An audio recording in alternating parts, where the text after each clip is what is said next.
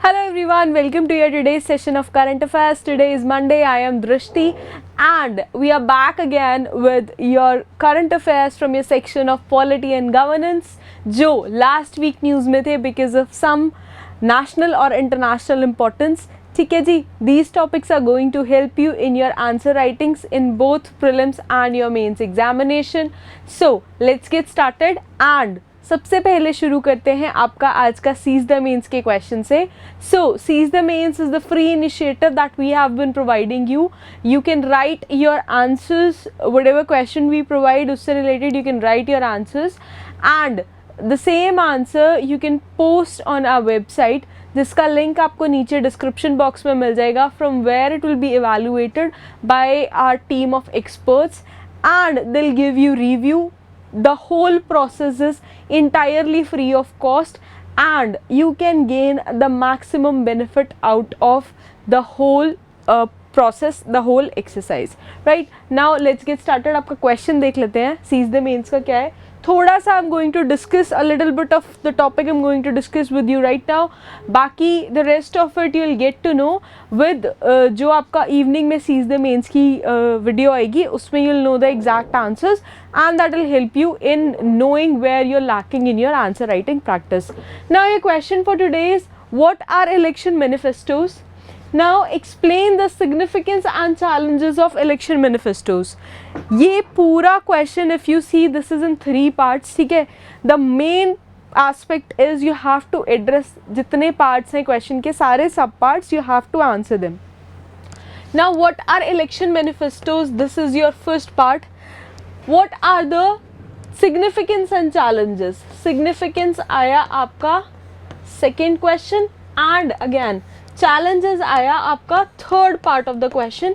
So you have to make it a point कि आपको ये answer provide करना है and ultimately you have to conclude your answer with a way forward. ठीक है, जिसमें आप suggestions देंगे how to conclude your answer. ठीक है जी. So this is the question. इसके बाद आइए let's see the index. What is the index for today? Now there has been a mediation bill and news जो अभी propose करा गया है and there are certain aspects to it. Also there have been certain criticisms and loopholes in it. क्या है पूरा मुद्दा and how it evolved, we are going to discuss that. ये second topic is election promises. अभी पीछे भी जो freebies वाला टॉपिक है वो पूरा न्यूज़ में था. Now there are couple of things election promises की that have been in news and election commission of India has made it a point to let the parties know that ये जो freebies distribution है जो ultimately आपके elections को hamper करता है, that is this is not the some sort of practice that is valid in free and fair elections. So election commission उसको ये चीज़ वैलिडेट नहीं करेगा. ठीक है, तो ये एक पूरा फियास्को यहाँ पे क्रिएट हो रहा है. We are going to discuss that. Then we are going to discuss Yuva scheme. Recently it has been launched by Prime Minister of India. क्या है scheme, how it will help, we are going to discuss that. Right, let's get started. Now, the first topic is mediation bill. Promotion and mediation concerns दोनों क्या हैं. ठीक है, let's see why this was in news. पहले mediation bill was in news because recently it was introduced in राज्य सभा. Bill है आपका 2021 का. If you see 2021 का बिल है. Now parliamentary standing committee on law and justice है. They have also given a couple of recommendations pertaining to your mediation bill. तो वो भी डिस्कस करेंगे what are the recommendations and कहाँ कहाँ पे ये वैलिड है. ठीक है जी, आइए आगे बढ़ते हैं. नाउ स्टैट्यूट की बात करें, सो लेजिस्लेशन की बात करें तो there is no standalone legislation for mediation in India, but there are several statutes जो कंसिडर करते हैं मीडिएशन प्रोविजंस को. ठीक है, पहला है आपका code of civil procedure which is 1908. तो 1908 का आप देख सकते हो ये आज़ादी से पहले का है. ठीक है, ब्रिटिश एरा कॉलोनियल एरा का है. Then we come with the arbitration and conciliation act of 1996. ठीक है, प्रिटी न्यू, लेट 90s का है, आफ्टर एलपीजी रिफॉर्म्स की बात कर रहे हैं हम. Then we come with companies act of 2013.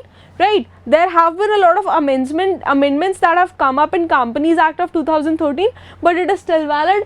Then we come up with Commercial Courts Act of 2015, and then there is Consumer Protection Act of 2019. So there is no particular standardized legislation or a law for mediation per se, but ये जितने भी laws हैं इसमें there are bits and pieces which cater to the needs of arbitration and mediation process in India right now. ठीक है, लेकिन एक concrete mediation law की ज़रूरत है which is in alliance with your Singapore convention. क्या है Singapore convention, we are going to see आगे. नाउ जो mediation and conciliation project committee है which was constituted by Supreme Court of India, ठीक है, सुप्रीम कोर्ट ऑफ इंडिया ने constitute करी थी. They described mediation as tried and tested alternate for conflict resolution. ठीक है, basically we if there is a issue arising between parties due to some और other reason, सो ये conflict resolution provide करने के लिए Supreme Court constituted a committee.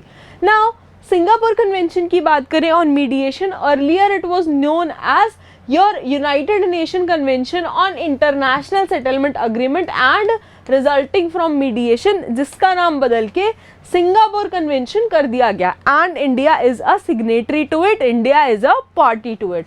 Now, this is appropriate to enact law governing domestic and international mediations. Now, if we talk about alternate dispute resolution, so methods जो है resolving के dispute के which are alternative for litigation in courts.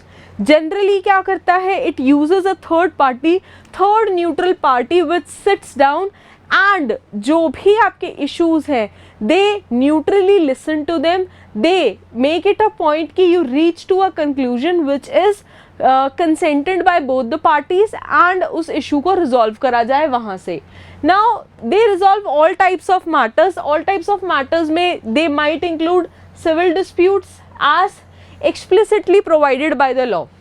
Also it is capable of providing a substitute for conventional methods of resolving disputes. Right? Now there are a couple of other terms जो आती हैं, conciliation, arbitration, mediation. क्या है एक एक करके detail में देख लेते हैं ताकि आपको आगे confusion ना हो. ठीक है, फर्स्ट सबसे पहले बात करते हैं नेगोशिएशन की. नेगोशिएशन क्या है, traditionally it occurs directly between parties and इसमें it does not involve a third neutral party. हम क्या करते हैं, दो पार्टीज इकट्ठे बैठ गई, पार्टी ए पार्टी बी, कोई भी डील उनको फाइनलाइज करनी है वो नेगोशिएट करते हैं, बार्गेन करते हैं, ये वाले क्लॉज हमें एक्सेप्टेबल हैं, ये नहीं है, so and so fourth. So negotiation happens between two parties. Next अगर हम बात करें तो इट कम्स टू मीडिएशन, जिसकी अभी बात हो रही है. Now mediation what happens, a very flexible process that can be effectively used जब भी कोई डिस्प्यूट अराइज हो. ठीक है, any dispute had arisen, there comes they make it sure कि एक थर्ड न्यूट्रल पार्टी आए and from there the dispute resolution is carried out. Now then there comes collaborative law. What does collaborative law? Both the parties, they are represented by a collaborative attorney and both parties agree to litigate. ठीक है, so litigation के process में आ गए हैं, this comes under collaborative law. Now we talk about arbitration. Now if we talk about arbitration, neutral arbitrator renders a decision called an award after there has been presentation of evidence. So after evidence, a neutral third party person comes and he gives you the decision based on the evidences, not based on the arguments or the conditions that are acceptable to both parties, but it entirely depends on evidences. ठीक है, now arbitration के लिए international arbitration council है and there are n number of other institutes, other bodies जो इसको पूरा oversee करती हैं.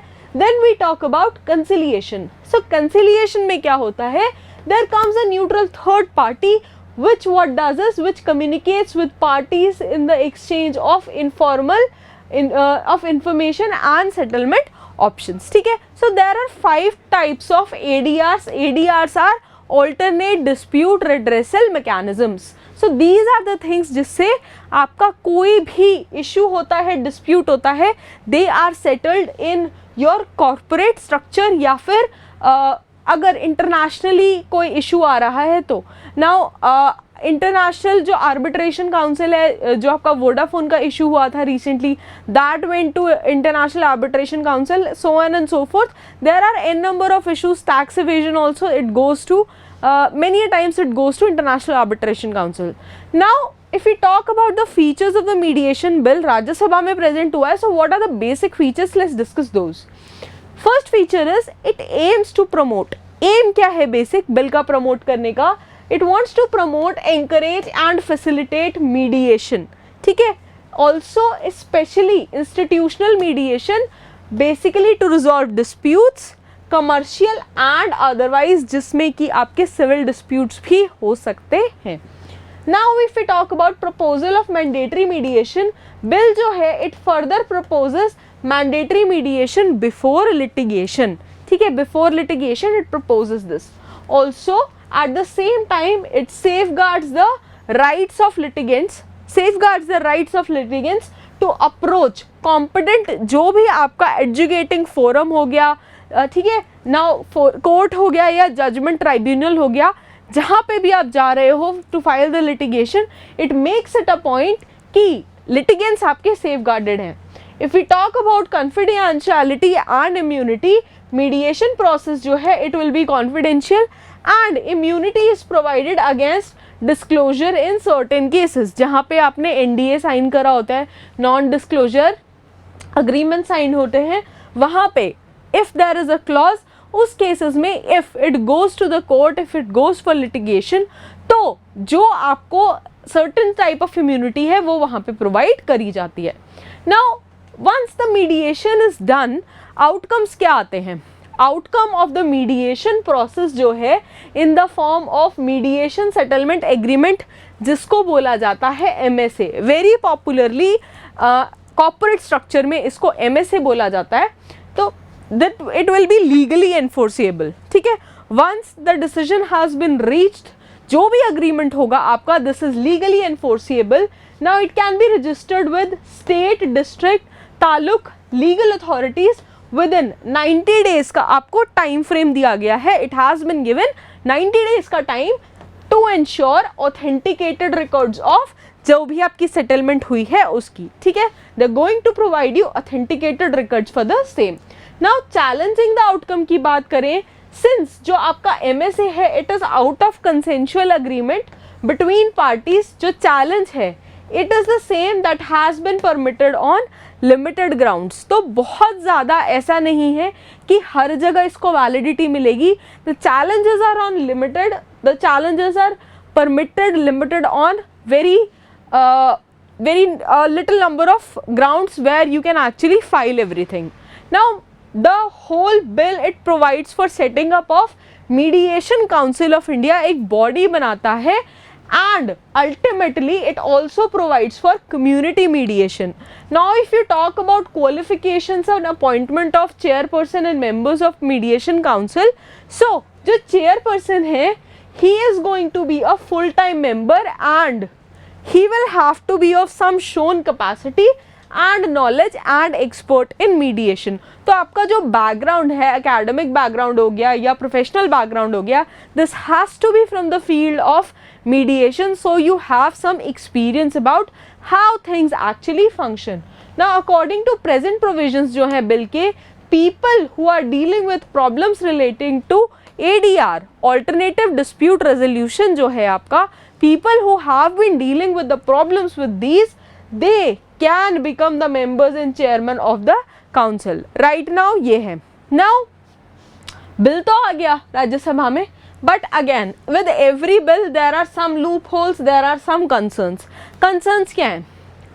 According to bill जो आपका प्री लिटिगेशन है, प्री लिटिगेशन का पूरा प्रोसेस है and mediation, this is mandatory for both parties. ठीक है, both parties के लिए this is mandatory before filing any suit or proceedings in a court, whether or not there is a mediation agreement between them.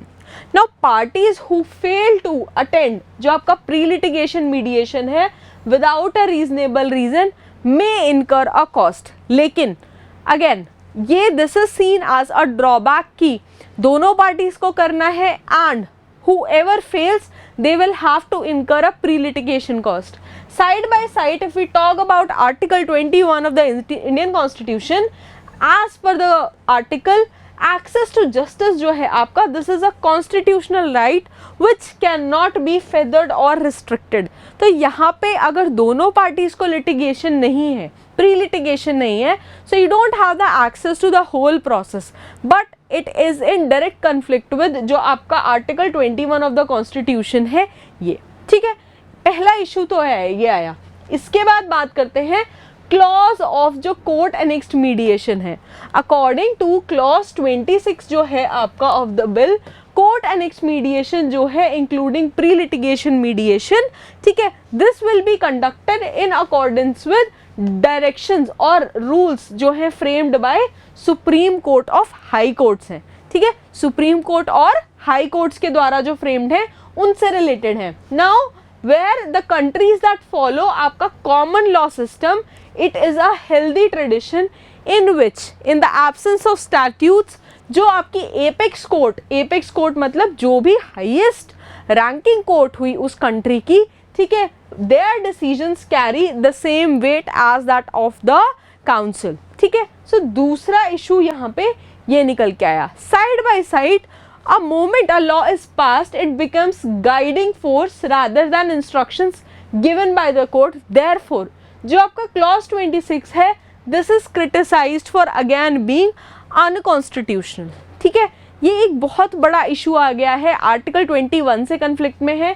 Then clause 26 जो है आपका, this is said to be your unconstitutional. Now if you talk about justice के part पे, ठीक है, international relations के part पे, cross border mediation हो रहा है in India if the bill comes into play. Now the bill it considers international mediation to be domestic जब ये इंडिया में कंडक्ट होता है. सो the judgment है इसका, this will have the decree of a court. But Singapore Convention जो है, which is the UN Convention, it does not apply to settlements that already have the status of judgment or decrees. So as a result क्या होगा, जो भी result India में आएगा, जो भी litigation होगी, whatever result has been awarded, ठीक है, now क्रॉस बॉर्डर मीडिएशन जो भी होगा, it will exclude India from a tremendous world wide enforceability. So क्या होगा, इंडिया के कोर्ट ने जो भी आपको एक डिक्री दिया है, that can be challenged in some other places, international arbitrations जहाँ कहीं और हो रही हैं, and again it will not have a world wide impact. तो बेसिक जो होल प्रोसेस का बेसिक इंटेंशन है, that fails. Now इस पूरे केस पे parliamentary standing committees came. What they have said is, parliamentary standing committee ने कहा है, we need to gradually introduce pre-litigation. Pre-litigation और mediation है, this should be introduced in a phased manner. Instead हम इसको introduce करें with immediate effect for all civil and commercial level disputes, ठीक है. Now second point में the parliamentary standing committee says court annexed mediation के बारे में again clause 26 पे ऑब्जेक्शन आया because it is said to be unconstitutional, ठीक है, as it is against the spirit of the constitution. Now specific provisions जो हैं, they should be made about जो कोर्ट अनेक्स्ड मीडिएशन है provided in your clause 26, right.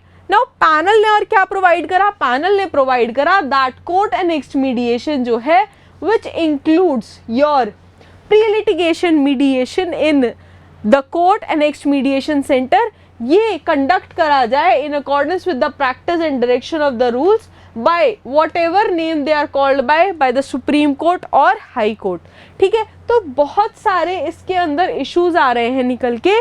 Also if we talk about the appointment of officials, appointment of chairperson हो गए, members of the mediation council हो गए, they should be made by a selection committee which is constituted by a central government, ठीक है. अभी इसके ऊपर there is no as such clarity कि members कहाँ से constitute करे जाएंगे, कहाँ से nominate करा जाएगा. Also if we talk about definition of mediation, the existing definition जो है, this needs to be reframed. The definition of mediation itself is put into question. Redefining mediation में क्या चाह रहे हैं हम, we have to do it in such a manner that it reflects the intent of provisions contained in clauses both 17 and 18 of the bill. ठीक है, now the whole point is, अगर आप देखो इंडिया को as a country बहुत ज़्यादा important है कि such type of innovation, such type of courts are set up in India so that India को at par with international standards लेके आ पाए हम, एंड जो कन्फ्लिक्ट रेजोल्यूशन है, कन्फ्लिक्ट डिस्प्यूट मैकेनिज्म है, ऑल्टरनेटिव डिस्प्यूट रिड्रेसल मैकेनिज्म है, इसको India का एक जो आपका सॉफ्ट पावर टेक्निक है उसको एक बहुत ज़्यादा हम वर्ल्ड वाइड उसको क्रेडिबिलिटी उसकी इस्टेब्लिश कर पाएँ. ठीक है, so this is something very important and which is very integral to India. Now let's talk about our second topic for today, financial viability of election promises. So as you all know, India में हर साल election होते हैं, almost किसी ना किसी state में हर साल election होता है. ईदर आपका लेजिस्लेचर का होता है या फिर आपका जो पंचायत का हो गया, छोटे छोटे इलेक्शंस होते हैं. There are a number of elections. ठीक है, Lok Sabha happens after every 5 years. तो even that if you see there are a number of things that have come into play.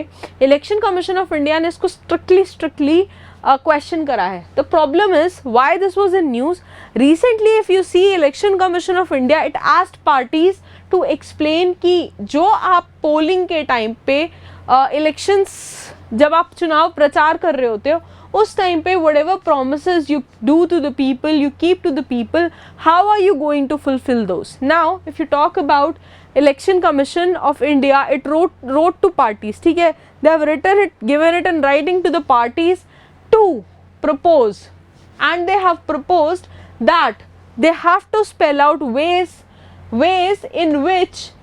and means in which they will raise additional resources जो भी इनके financial promises हैं उनको पूरा करने के लिए. मीनवाइल इलेक्शन कमीशन ने क्या कहा है, it has also asked them to assess impact it would have on sustaining जो आपकी फिस्कल सस्टेनेबिलिटी है of the central government of India. ठीक है, इलेक्शन कमीशन ऑफ इंडिया का ये कॉन्टिन्यूस एक इशू आ रहा है. इशू क्या है, elections again I told you they are held frequently in India and जितनी भी पॉलिटिकल पार्टीज हैं उनको एक compete करने के लिए ग्राउंड मिल जाता है. सो what they do is they make a lot of promises and they are made without having any sort of financial stability, financial implications, and उसका पूरा जो impact आता है that comes on public exchequer. Now most states की अगर हम बात करें तो they do not have any sort of cushion to spend money as freebies. ठीक है, and अगर आप उनके प्रोमिसेस देखो तो they are mostly irrational promises.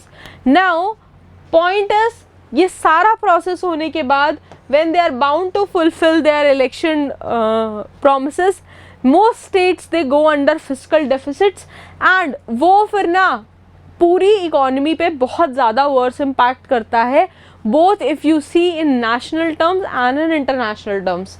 Freebies की बात करें तो सुप्रीम कोर्ट ने रिसेंटली अभी बोला था अ कपल ऑफ मंथ्स हो गए, I guess 2 months back, supreme court ने भी ये इशू लेके आए थे कि जो फ्रीबीज है, इशू कंसर्निंग फ्रीबीज है, this is important and it ultimately requires debate. Now detailing the resources spending and impact की हम बात करें तो the parties will have to, the parties what they will have to do, they will have to detail how they propose to raise additional resources to finance जो schemes हैं आपकी if voted to power, like whether they plan जो आपका increase in tax है, non tax revenue है, ठीक है, whether they want to rationalize expenditure है, or they want to go for additional borrowings from market for whatever means they can find, or they have to do it in any other manner. इसको उन्हें explicitly state करना पड़ेगा. Election Commission, what else it has said? It has said in a letter that all recognized national and state parties, they will have to give a disclosure pro forma जिसके अंदर सब कुछ लिखा होगा कि from where you've gotten the funds and how they have been utilized. Pro forma means everything has been written from scratch. ठीक है, for them to declare. अब इसमें क्या क्या डिक्लेयर करना है, they'll have to declare quantification of physical convergence of schemes that has been promised. Then financial implications of promise and availability of financial resources. Also जो impact है of additional resources of raising plan for fulfilling the promise on fiscal sustainability of state and union government, they will also have to be spelled out very clearly. Now इसमें criticism क्या निकल के आया, कुछ भी issue आता है हमेशा there are pros and cons of it. ना इसमें क्रिटिसिज्म क्या निकल के आया, इलेक्शन कमीशन के इस मूव से it has drawn a sharp reaction from main opposition, जिन्होंने क्या बोला है, जिन्होंने ये बोला है कि this is not business of election commission. Election commission should not be concerned about the physical और मॉनिटरी इश्यूज. इलेक्शन कमीशन का काम है इलेक्शन कंडक्ट करवाना and this is not their prerogative. Now providing electricity, water, schools and other facilities to people is core responsibility of any government. लेकिन this part comes under administration. If you see तो freebies जो provide करी जाती हैं, phones हो गए, laptops हो गए, ठीक है, they provide you with free electricity, आपके electricity bills waive off कर दिए जाते हैं. Also there are n number of election parties जो आपको cycles provide कराती हैं, ठीक है. So all of these things have come into limelight and critics they have also quoted that this goes against the way and essence of spirit of competitive politics. ठीक है, अब वही है बेसिकली क्या है कि सिग्निफिकेंस अगर आप देखो of declaring ways of raising resources की बात करें, बेसिकली होता क्या है, इलेक्शन के टाइम पे प्रोमिस कर देते हो इलेक्शन जीतने के लिए, देन 5 साल निकल जाते हैं, you don't work for the development. ठीक है, उस टाइम 5 साल you sort of treat everyone the way you want to treat. ठीक है, ज़्यादा डेवलपमेंट वर्क होता नहीं है, people's expectations are not met and then the vicious circle starts. Next election का राउंड जब आता है, you keep on promising this freebies की इसलिए लोग हमें वोट दे देंगे. सो बेसिकली सारा गेम आता है आपका वोट बैंक पॉलिटिक्स का. नाउ अगर हम इम्पैक्ट ऑफ पोल प्रोमिसेस की बात करें तो empty poll promises they have far reaching ramifications. एक व्यू क्या निकल के आया यहाँ से, व्यू हैज़ इमर्ज्ड कि जो पोल वॉचिंग डॉग है, मतलब इलेक्शन कमीशन है, it can not remain a mute spectator and overlook जो अनडिजायरेबल इम्पैक्ट्स आते हैं आपकी ये फ्रीबी डिस्ट्रीब्यूशन के. There needs to be a standardization and informed choices. Election commission ने कहा है कि जो भी डिस्क्लोजर प्रोवाइड करा जा रहा है in the prescribed format, this will bring a standardisation in the whole process. सारी पार्टीज के लिए this is going to be same. Then model code of conduct की बात करें, so to make these steps mandatory, election commission ने plan करा है कि there will be brought a amendment in model code of conduct, जिसके लिए election parties, ठीक है, political parties will be bound to follow these rules. Also freebies की बात करें, again before every election political parties जो है इंडिया की, they promise certain health and education benefits besides जो आपकी फ्री वाटर हो गई, इलेक्ट्रिसिटी हो गई, etcetera etcetera. Ultimately it has ramifications for the public exchequers. ठीक है, नाउ रीजंस अगर आप देखो for these giving these freebies is failure in the development projects basically. ठीक है, आप ये देखो liquor is something which is almost given in every election and there are certain states जहाँ पे देसी घी तक प्रॉमिस करा गया है कि आप हम जीत के आएंगे तो हम आपकी फैमिलीज़ को घी प्रोवाइड करेंगे. ठीक है, so you can see the dire desperation कि आपने डेवलपमेंटल वर्क करा नहीं है and when again the time of election comes you just make fake promises and फिर आप अपनी स्टेट को फिजिकल डेफिसिट में लेके जाते हो. नाउ फ्रीबीज देने के साथ इशू क्या है, इट क्रिएट्स फाइनेंशियल इरेगुलरिटी. आज की डेट में आपके स्टेट के पास पैसा है, आपने इलेक्शन जीत लिया, पैसा सारा आपने इलेक्शन प्रोमिसेस पूरा करने में लगा दिया, तो आगे डेवलपमेंट प्रोग्राम्स के लिए या कोई भी चीज़ फंड करनी है आपको, वहाँ से आप पैसा कैसे लेके आओगे. There is a whole lot of questioning there. Now burden public exchequer पे पड़ता है, आपकी अपनी जेब का पैसा तो नहीं था, टैक्स पेयर्स मनी है, तो आपने वो अगर अपने इलेक्शन प्रोमिसेस फुलफिल करने में वेस्ट कर दिया, ठीक है, तो where is the money for public developmental works going to come from. Then vote bank politics को प्रमोट करता है. ठीक है, सारी पार्टीज दे एक्सटेंसिवली प्रमोट, हम ये देंगे आपको, हम ये देंगे. So ultimately that it gives a very far reaching ramifications to the whole process of elections in general. Then जो एक लेवल प्लेइंग फील्ड ग्राउंड है, इक्वालिटी वाला सिनेरियो है, वो खत्म हो जाता है, ठीक है. तो there are an number of issues that have risen from here and election commission has been pointing it out time and again.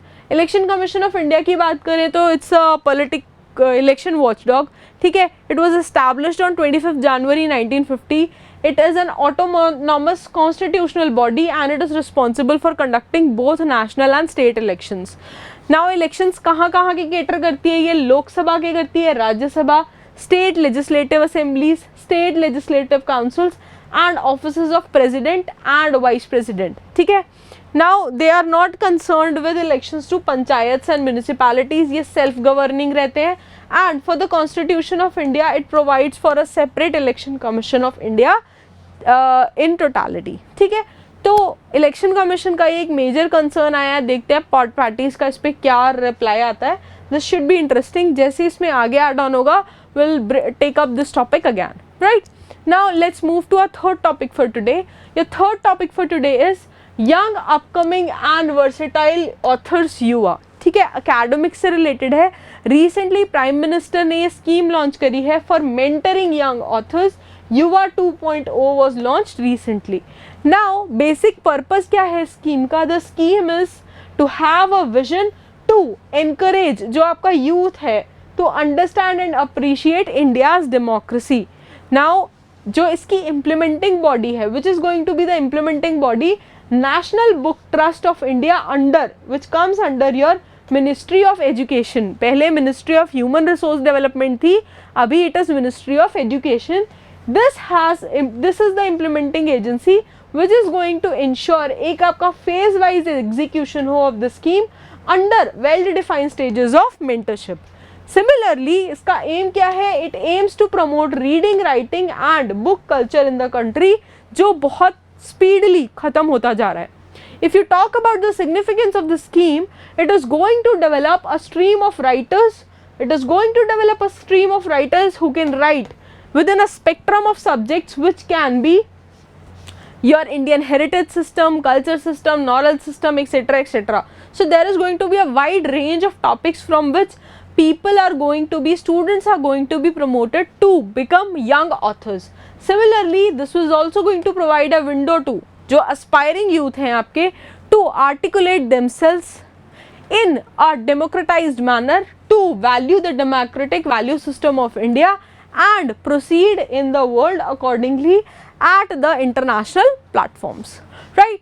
So these were the three important newses जो हमने आज cover करी हैं. I hope these topics are clear. If you have any doubts, you can mention them in comments. I'll try taking them up in next class. Till then, stay tuned and keep learning, keep watching. Thank you so much. Bye bye.